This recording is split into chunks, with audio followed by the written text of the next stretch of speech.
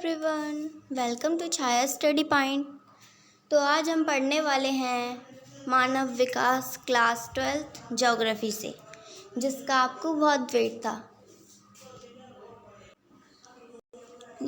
मानव विकास में हमारा first concept है कि सार्थक जीवन क्या होता है। तो हमारे सार्थक जीवन का अर्थ होता है कि सार्थक जीवन केवल दीर्घ नहीं होता है, जीवन का कोई उद्देश्य होना ज़रूरी है। यानी हमारे जीवन में हमारा कोई उद्देश्य होना चाहिए कि मुझे कल को ये अपना एम पूरा करना है, अर्थात लोग स्वस्थ हों, विवेकपूर्ण हों, विवेकपूर्वक सोचकर समाज में प्रतिभागिता करें व उद्देश्यों को पूरा करें, यानी समाज में वो एक्टिव हों। सार्थक जीवन का अर्थ है, ठीक है, वो अपना एम सेट करें और अच्छे से अच्छा अपना जीवन बना सकें। नेक्स्ट हमारा जो कॉन्सेप्ट है उसमें है वृद्धि और विकास। यानी विकास में क्या अंतर है कि वृद्धि में क्या अंतर है, मानव विकास और मानव वृद्धि कैसे अलग हैं।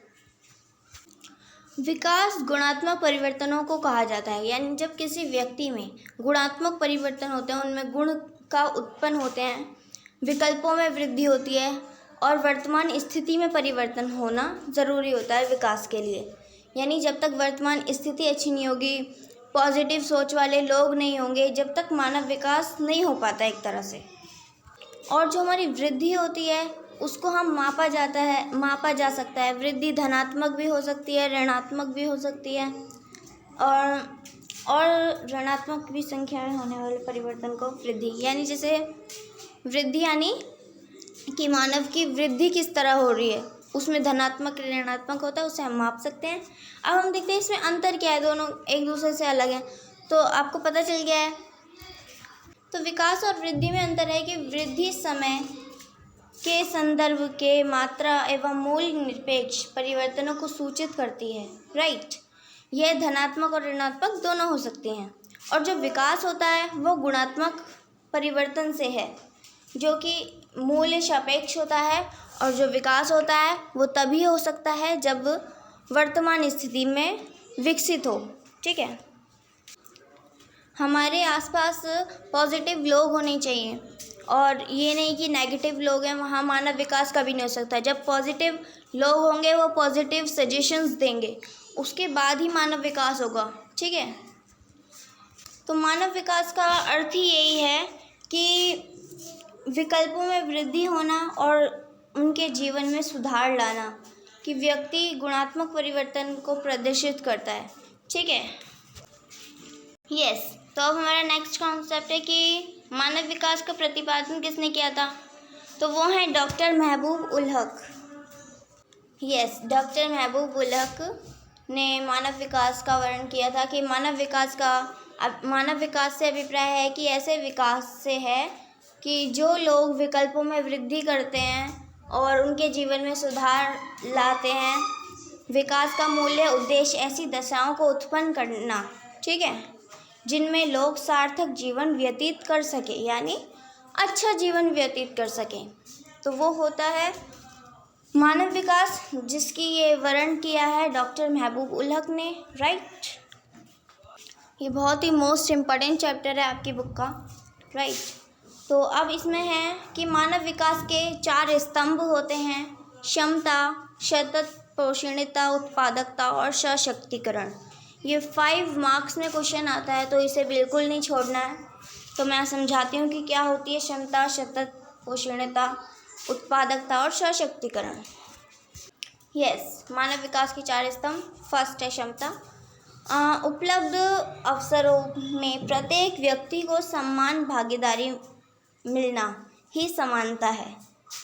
लोगों को उपलब्ध अवसर लिंग, प्रजाति, आय और भारत के संदर्भ में जाति के भेदभाव के विचार के बिना समान होना चाहिए, राइट। तो यानी क्षमता क्या है कि समान भागीदारी सबको मिलनी चाहिए, कोई भेदभाव नहीं होना चाहिए, ये होती है क्षमता। सेकंड है सतत पोषणता। उसका अर्थ होता है कि अवसरों में उपलब्धि में निरंतरता, ठीक है। इसके लिए आवश्यक है कि प्रत्येक पीढ़ी को समान अवसर मिले भावी पीढ़ियों को ध्यान में रखकर पर्यावरण, वित्तीय और मानव संसाधनों का उपयोग किया जाए। इनमें से किसी भी संसाधनों का दुरुपयोग भावी पीढ़ी के अवसरों को कम कर सकता है। यानी कि हम जो वर्तमान में यूज़ करते हैं, पेट्रोल यूज़ कर रहे हैं या कोई भी संसाधन है, प्राकृतिक संसाधन है, अपने आर्थिक संसाधन है, उसको हम यूज़ कर रहे हैं तो हमें एक कंट्रोल में उसको यूज़ करना चाहिए, ताकि हमारी जो आने वाली पीढ़ियां हैं वो भी उसका इस्तेमाल कर सकें। राइट। नेक्स्ट है उत्पादकता। तो यहाँ उत्पादकता शब्द का प्रयोग मानव श्रम की उत्पादकता के संदर्भ में किया गया है। ठीक है। लोगों को समर्थ और सक्षम बनाकर मानव श्रम की उत्पादकता को निरंतर बेहतर बनाना चाहिए। लोगों के ज्ञान को बढ़ाने का प्रयास तथा उनमें बेहतर चिकित्सा सुविधा उपलब्ध कराने से उनकी कार्य क्षमता बेहतर होगी। यानी इसका तात्पर्य होता है ना कि जैसे अभी जो लोग हैं उनको अच्छे से अच्छा ज्ञान मिले, ताकि वो अपने जीवन में आने वाली पीढ़ियों को ज्ञान दे सकें, उनमें बेहतर चिकित्सा सुविधाएं हों, है ना, कि अच्छे से अच्छा विकास कर सकें वो, इस तरीके से। राइट। नेक्स्ट है सशक्तिकरण। सशक्तिकरण से तात्पर्य है कि आर्थिक व सामाजिक रूप से पिछड़े हुए लोगों को हर तरह से समर्थ बनाना, जिससे वे विकल्प चुनने के लिए स्वतंत्र हो। यानी जो नॉर्मल लोग हैं वो तो इजीली अपना विकास कर सकते हैं और रह सकते हैं, अच्छे से सार्थक जीवन जी रहे हैं। लेकिन जो पिछड़े हुए लोग हैं, जिनके पास पैसों की कमी है या फिर जो सामाजिक रूप से पिछड़े हैं, तो उनको हर तरीके से हमें सक्षम करना चाहिए कि वो भी पढ़ लिख सकें और कुछ कर सकें, वो भी सार्थक जीवन जी सकें। ठीक है। यही होता है हमारे 4 स्तंभ। याद रखने हैं, बिल्कुल ऐसे ही लिख दोगे ना तो आपको 5 से 6 मार्क्स मिलेंगे, क्योंकि ये क्वेश्चन इतने मार्क्स का ही आता है। राइट। आप लोगों के लिए क्वेश्चन है कि मानव विकास की अवधारणा का प्रतिपादन किसने किया था? कमेंट बॉक्स में ज़रूर लिखकर भेजना। फिर मानव विकास के उपागम होते हैं, विभिन्न उपागम होते हैं, बट हम यहाँ 4 उपागम पढ़ने वाले हैं कि मानव विकास से संबंधित समस्याओं के लिए उनके अनेक उपागम हैं। ठीक है। फर्स्ट आता है हमारा आय उपागम। यह मानव विकास के सबसे पुराने उपागमों में से एक है। इसमें मानव विकास को आय से जोड़कर देखा जाता है। यानी आय का स्तर जितना ऊंचा होगा उतना ही विकास ऊंचे स्तर पर दर्शाता है। इसे आय से इसलिए देखा जाता है क्योंकि जितने ज़्यादा लोग पढ़ेंगे उतना अच्छी उन्हें जॉब मिलेगी, जितनी अच्छी जॉब मिलेगी उतनी अच्छी सैलरी होगी। राइट। और जितनी अच्छी सैलरी होगी समझो उतना ही अच्छा मानव विकास है, उतना ही अच्छा वो सार्थक जीवन जी सकता है। तो इसीलिए आय उपागम ऐसा उपागम होता है। फिर आता है कल्याण उपागम। यह उपागम मानव विकास को लाभावी अथवा सभी विकासात्मक गतिविधियों के लक्ष्य के रूप में देखता है। सरकार कल्याण पर अधिकतम व्यय करके मानव विकास के स्तरों में वृद्धि करने के लिए जिम्मेदार है। यानी जो सरकार है वो जो लोग सक्षम नहीं हैं पढ़ने लिखने के या अपना विकास करने के, तो जो सरकार है उनका कल्याण करती है और उन्हें मतलब आर्थिक सहायता प्रदान करती है। बहुत सारी ऐसी चीज़ें हैं जो सरकार उन्हें उपलब्ध करवाती है ताकि उनका विकास हो सके। ठीक है। तो ये होता है कल्याण उपागम। आधारभूत आवश्यकता उपागम। इस उपागम को मूल्य रूप से अंतर्राष्ट्रीय श्रम संगठन ने प्रस्तावित किया है। इसमें 6 न्यूनतम आवश्यकताएं हैं। यानी इस उपागम को अंतर्राष्ट्रीय श्रम संगठन ने इसका प्रतिपादन किया है। ठीक है। इसमें 6 हैं क्या? शिक्षा, भोजन, जलापूर्ति, स्वच्छता और स्वास्थ्य और आवास की पहचान की गई थी।